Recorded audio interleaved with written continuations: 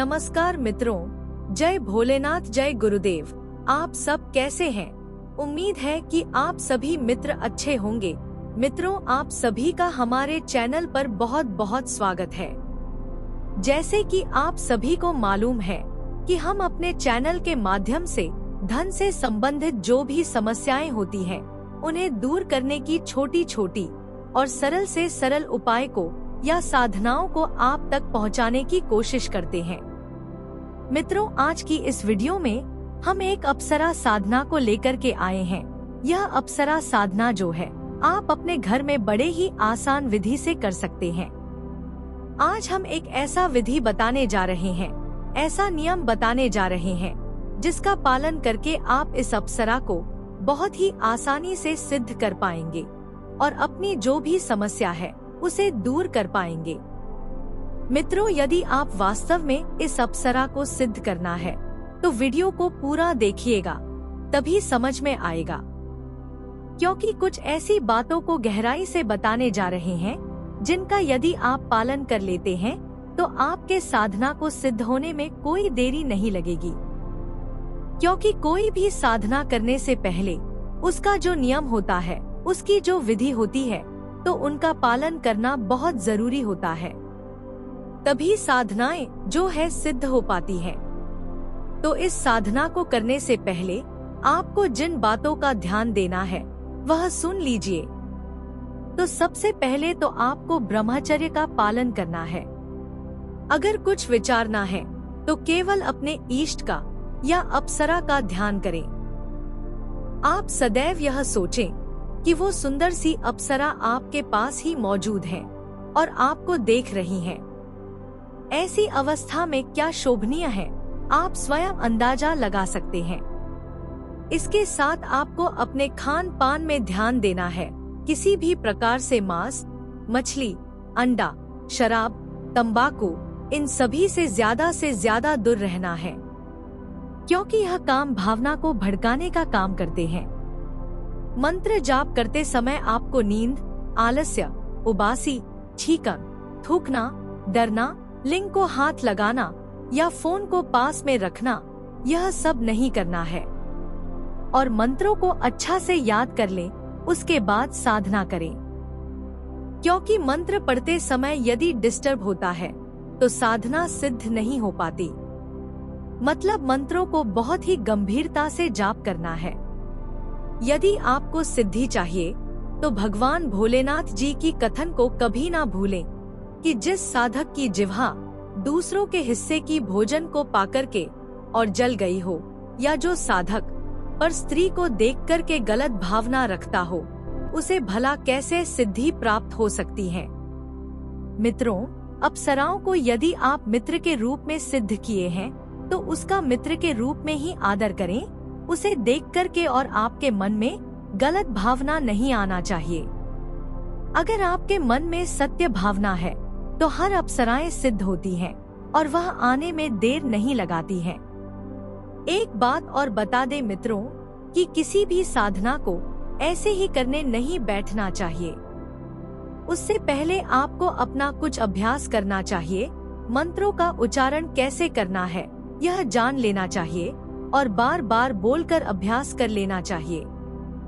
ऐसा करने पर अप्सरा जरूर सिद्ध होती हैं, लेकिन हम आपसे यह कहना चाहेंगे कि इन अप्सराओं का, उनकी जो शक्तियां हैं, उनका आपको दुरुपयोग नहीं करना है।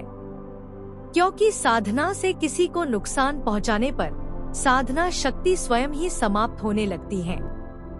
इसलिए अपनी साधना की रक्षा करनी चाहिए। किसी को अपनी शक्ति का प्रदर्शन करने की जरूरत नहीं है। यहाँ कोई किसी को काम नहीं आता है, लेकिन फिर भी कभी कभार किसी ना किसी को जो बहुत ही जरूरतमंद हो, उसकी सहायता की जा सकती है। वैसे यह अप्सरा साधना जो होती है वह साधक का ही ज्यादा भला करने वाली होती है।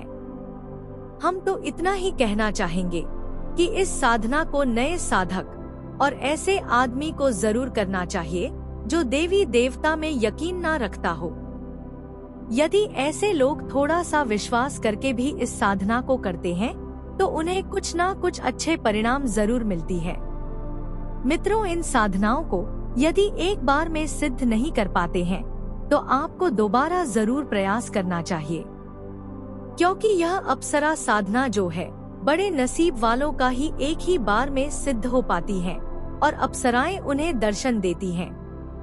तो मित्रों, आज की इस अप्सरा साधना को कैसे करना है, कब करना है, यह सब जानने से पहले जो मित्र हमारे चैनल पर पहली बार जुड़े हैं उनसे एक छोटी सी रिक्वेस्ट है कि वह हमारे चैनल को सब्सक्राइब कर लें और बेल आइकन को दबा दें, ताकि हम जो यह सरल से सरल उपाय या साधनाओं को लेकर के आते हैं उसका नोटिफिकेशन आप तक पहुंच सके, इसकी जानकारी आपको मिल सके। तो इस साधना को करने के लिए आपको कुछ सामग्रियों की जरूरत पड़ेगी। यह सामग्री आपको आसानी से प्राप्त हो जाएगी। इसे आप अपने आसपास में कहीं भी पंसारी की दुकान से ले सकते हैं। मित्रों, इस साधना को करने के लिए आपको एक अच्छा वाला इत्र, एक दीपक और कुछ चमेली के पुष्प, साथ में हल्दी से रंगा हुआ चावल और मंत्र जाप करने के लिए आपको स्फटिक की माला लेना है। यदि इस स्फटिक की माला आप नहीं पाते हैं तो आप कोई भी माला यूज कर सकते हैं। इन सभी के साथ अप्सरा को भोग लगाने के लिए आपको कोई मीठा लेना है जो दूध से बना होना चाहिए। इन सभी सामग्रियों को इकट्ठा कर लेने के बाद आपको कोई ऐसा स्थान चयन करना है जहां पर आप इस साधना को आसानी से कर सकें, क्योंकि इस साधना को करते समय आपको कोई देख ना पाए, बीच में कोई टोक ना पाए। तो ऐसी जगह होना चाहिए कि वहां आपके अलावा और कोई ना हो, क्योंकि यदि बीच में किसी ने टोक दिया तो आपका साधना जो है सिद्ध नहीं होगी। इसलिए अगर घर से बाहर नहीं कर सकते हैं तो अपने घर के किसी ऐसे रूम में इस साधना को करना है कि जब आप साधना करें तो उस रूम में कोई ना आए। तो रूम को चयन करने के बाद उस रूम को खाली कर लें, वहाँ कोई सामग्री नहीं होना चाहिए और अच्छे से साफ सफाई कर लें। फिर जिस स्थान में आपको यह साधना करना है वहाँ पर सब सामान को रख लें और किसी भी पूर्णिमा की रात्रि में इस साधना को करना है। अगर आप पूर्णिमा के दिन नहीं कर पाए तो किसी भी शुक्रवार के दिन से आप इस अप्सरा साधना को आरंभ कर सकते हैं। मित्रों, जिस स्थान में आपको बैठना है सबसे पहले वहां इत्र का छिड़काव करके और उस रूम को सुगंधमय बना लें और अपने ऊपर भी इत्र लगा लें।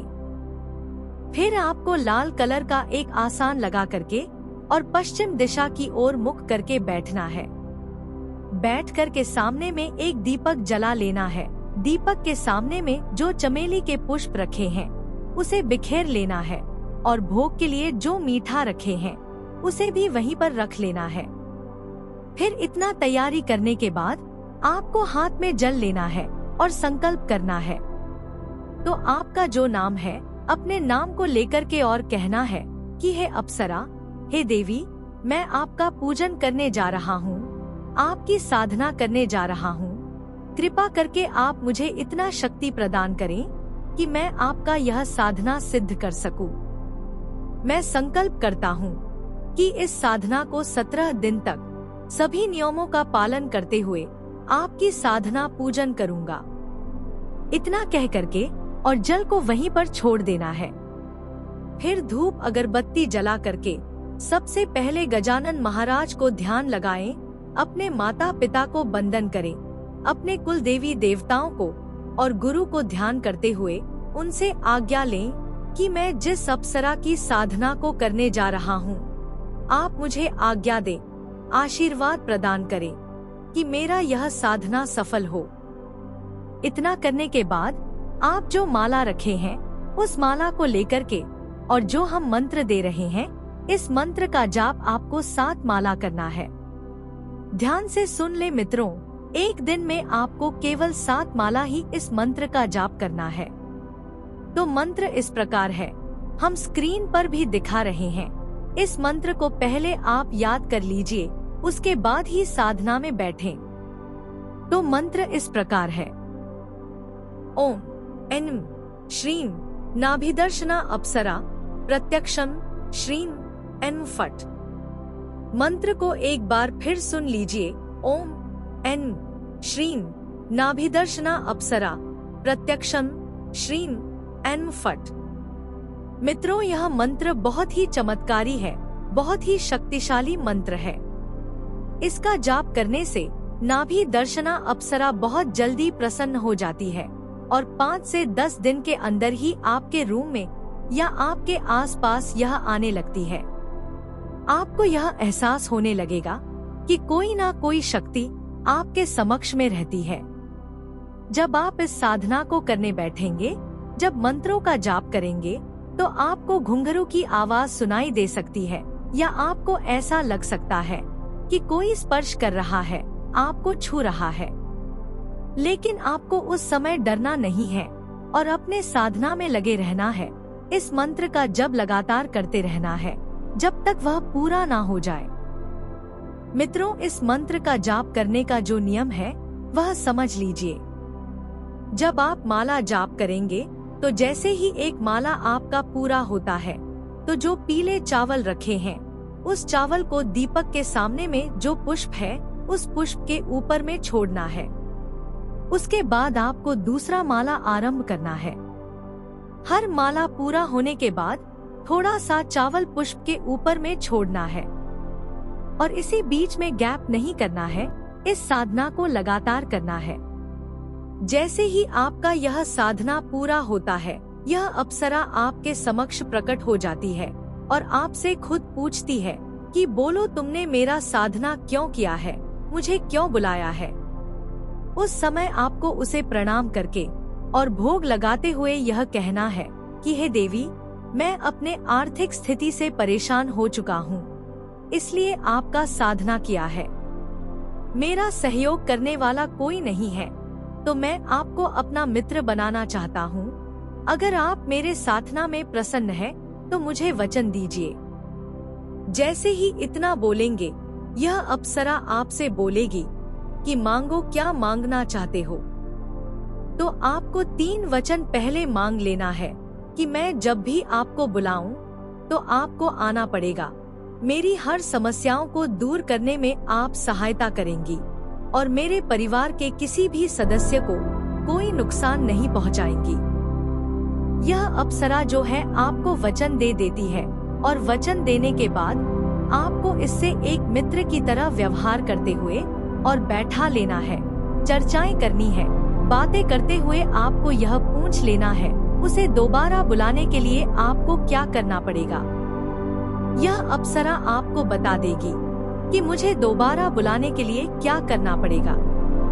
फिर जब भी आपको जरूरत पड़े, आप उसके बताए हुए उपाय को करके इस अप्सरा को दोबारा बुला सकते हैं और जो भी समस्या है, जो भी परेशानी है, उसे चुटकियों में दूर कर सकते हैं। तो मित्रों, उम्मीद है कि यह वीडियो आपको पसंद आया होगा।